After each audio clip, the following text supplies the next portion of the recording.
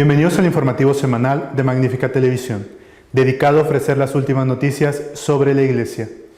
En esta ocasión será un monográfico sobre la visita del Papa Francisco a 3 países latinoamericanos concluida esta semana. Es domingo 19 de julio del 2015. Comenzamos. Dos temas importantes fueron tratados por el Papa Francisco en su visita a Ecuador: la familia y la evangelización como auténtica revolución cristiana. La estancia en Bolivia dio para mucho, sobre todo por el regalo que le hizo Evo Morales al Papa. Regalo consistente en una cruz hecha con una hoz y un martillo, símbolo comunista. En Paraguay, el Papa Francisco elogió el trabajo de las mujeres, que supieron sacar adelante el país cuando el ataque de brasileños y argentinos eliminó el 90% de la población masculina. Como siempre, en el vuelo de vuelta a Roma, el Papa contestó a los periodistas. Los temas fueron el regalo de Evo Morales y la situación en Grecia. El secretario del Pontificio Consejo para la Familia, Monseñor Jean Lafitte, ha sido nombrado por el Papa prelado de la Orden de Malta, además del cargo que actualmente sustenta. La llegada del Papa a Ecuador fue la primera escala de su visita a 3 países latinoamericanos. Estuvo en Guayaquil y Quito. Los servicios sociales que el Estado presta no son una forma de limosna, sino una verdadera deuda social con la familia, que tanto aporta al bien común. Esa fue la reivindicación que dejó Francisco en la explanada del Parque de los Amanes de Guayaquil ante más de 600,000 fieles que aguantaron la humedad y el gran calor animados por su devoción al Papa. La carencia de alegría, amor y abundancia también puede estar provocada por la falta de trabajo, enfermedades, situaciones problemáticas que nuestras familias atraviesan. Frente a estos malos tragos, la figura de la Virgen se presenta como una madre atenta y solicita. María es la madre, repitieron 3 veces los cientos de miles de fieles congregados en el Parque de los Amanes. En Quito, 1 millón de personas se congregaron en el Parque del Bicentenario, incluido el presidente ecuatoriano Rafael Correa. Francisco hizo en su homilía un llamamiento a favor de la unidad social. En una nación amenazada por la fractura política, destacó la necesidad de luchar por la inclusión a todos los niveles, evitando egoísmos, promoviendo la comunicación y el diálogo, incentivando la colaboración. En su alocución, el Papa relacionó el grito de la libertad de los pueblos latinoamericanos con la necesidad de evangelizar a los cristianos, algo que consideró urgente y apremiante. Evangelizar es nuestra revolución, porque nuestra fe es siempre revolucionaria. Ese es nuestro más profundo y constante grito, dijo Francisco al final de su homilía. Bolivia fue la segunda escala de su viaje. Estuvo en 2 ciudades también: La Paz, donde apenas estuvo 4 horas debido a la altitud, y Santa Cruz. En La Paz, el Papa Francisco y el presidente de Bolivia, Evo Morales, intercambiaron varios regalos, entre ellos una cruz formada con una hoz y un martillo y el libro del mar, entregados por el mandatario. La cruz es una reproducción de la que hizo el sacerdote jesuita español Espinal, asesinado en 1980 por paramilitares por su proximidad a la guerrilla comunista de Bolivia, y a quien Francisco dedicó un homenaje cerca del lugar donde hallaron su cadáver. En Santa Cruz de la Sierra, el Papa pidió humildemente perdón, no solo por las ofensas de la propia Iglesia Católica, sino por los crímenes contra los pueblos originarios durante la llamada Conquista de América. También dijo que para ser justos había que acordarse de los obispos, sacerdotes y laicos, que se ofrecieron a la lógica de la espada con la lógica de la cruz. Dejaron conmovedoras obras de promoción humana y de amor muchas veces junto a los pueblos indígenas o acompañando a los propios movimientos populares, incluso hasta el martirio, agregó. En la reunión que tuvo con los representantes de los movimientos populares, el sumo pontífice dijo que ha llegado el momento de un cambio, ante un sistema que ya no se aguanta. Queremos un cambio de estructuras. Este sistema ya no se aguanta. No lo aguantan los campesinos, no lo aguantan los trabajadores, no lo aguantan las comunidades, no lo aguantan los pueblos. Repitió el mensaje que ya pronunció en octubre en el Vaticano cuando se celebró la primera reunión de los movimientos, donde también asistió el presidente boliviano Evo Morales al pedir las 3T, trabajo, techo, tierra. No se achiquen, les animó y les invitó a construir una alternativa humana a la globalización excluyente. También advirtió del peligro del nuevo colonialismo, que llega de la mano de algunos tratados denominados de libre comercio y la imposición de medidas de austeridad que siempre ajustan el cinturón de los trabajadores y de los pobres. En otras ocasiones, agregó, bajo el noble ropaje de la lucha contra la corrupción, el narcotráfico o el terrorismo, para la que se imponen medidas que poco tienen que ver con la resolución de esas problemáticas y muchas veces empeoran las cosas. La última etapa del viaje fue Paraguay y el discurso se centró en el elogio que hizo el Papa a la mujer paraguaya, que sacó adelante el país después del ataque padecido a manos de Argentina y Brasil. En su encuentro con representantes de las organizaciones ciudadanas paraguayas, el Papa Francisco explicó a grandes líneas cuáles son, a su juicio, algunos de los grandes males que amenazan a la sociedad, cargando una vez más contra la corrupción. La relacionó con el chantaje, un método que roba la libertad de las personas para asumir su tarea en la sociedad. El chantaje siempre es corrupción, insistió, considerando a esta la polilla, la gangrena de un pueblo. El político que es chantajeado, algo que ocurre en todos los pueblos del mundo, no puede ejercer su trabajo honestamente, denunció.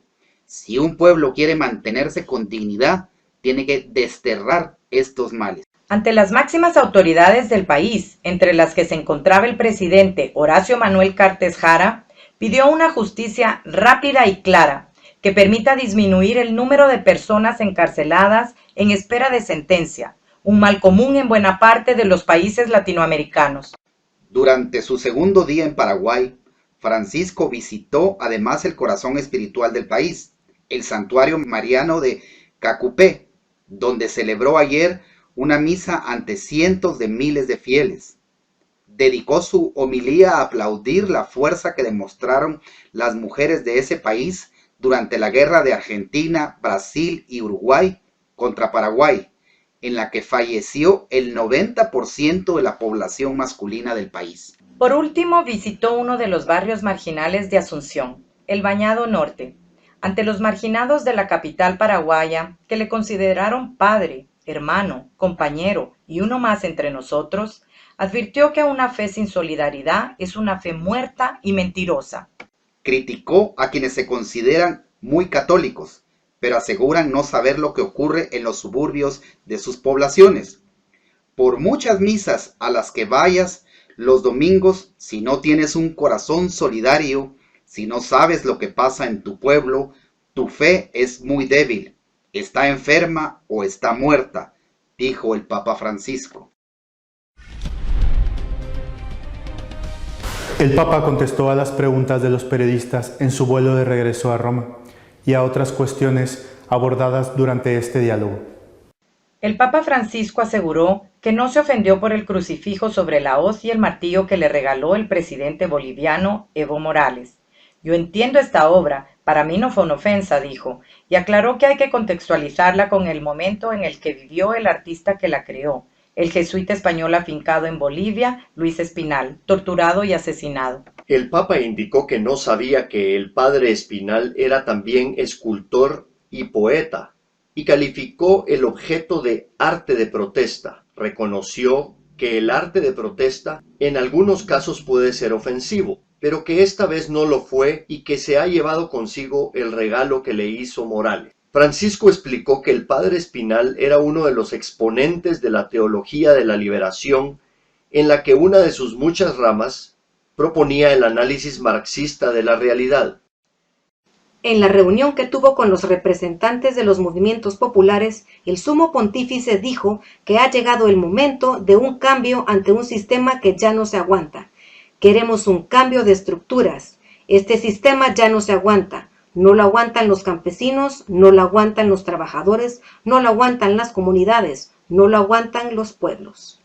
El Papa Francisco consideró también justa la posición de partida del gobierno de Alexis Tsipras en relación a la situación de Grecia. Los gobernantes griegos que la posición de partida del gobierno de Alexis Spiras en relación a la situación de Grecia. Los gobernantes griegos que llevaron al país a esa situación de deuda internacional tienen una responsabilidad y el nuevo gobierno griego comenzó una revisión justa, dijo el pontífice.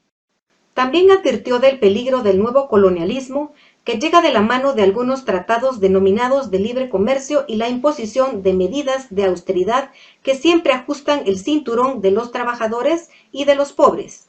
En otras ocasiones agregó, bajo el noble ropaje de la lucha contra la corrupción, el narcotráfico o el terrorismo, para la que se imponen medidas que poco tienen que ver con la resolución de estas problemáticas y muchas veces empeora las cosas.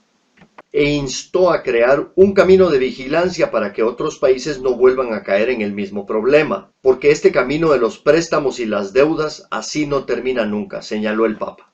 Por otro lado, afirmó que no es injusto que Bolivia se plantee la salida al mar.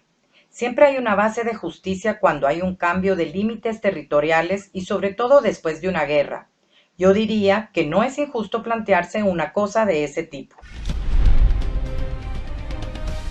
Monseñor Jean Lafitte ha sido designado por el Papa Francisco prelado de la Orden de Malta y además sustenta el cargo que tiene actualmente. El nombramiento se enmarca en la reestructuración que tendrá lugar en el Pontificio Consejo en los próximos meses, al fusionarse con otro dicasterio, el de los laicos. La Orden de Malta es una antigua y prestigiosa institución católica, dedicada a ayudar a personas necesitadas. El aumento de servicios prestados a las familias ha hecho que necesitaran un experto en ese tema, y por ello el Papa ha designado a Monseñor Lafitte para el mismo. Monseñor Jean Lafitte nació en Francia en 1952, licenciado en Ciencias Políticas en la Universidad de Toulouse en 1973. Entró en el Seminario Francés de Roma en 1984. Fue ordenado sacerdote en 1989 y es doctor en Teología Moral. Es consultor de la Congregación para la Doctrina de la Fe. Ha sido vicepresidente de la Academia Pontificia por la Vida. Pertenece a la comunidad de Emmanuel. Autor de numerosos libros de éxito, dedicados la mayor parte de ellos al tema de la familia, ha recibido varias condecoraciones, entre ellas el máximo galardón que otorga la ciudad de Salamanca, donde Monseñor Lafitte pasó unos años estudiando antes de ser sacerdote. Nuestro comentario editorial de esta semana está dedicado a la visita del Papa Francisco a 3 naciones latinoamericanas.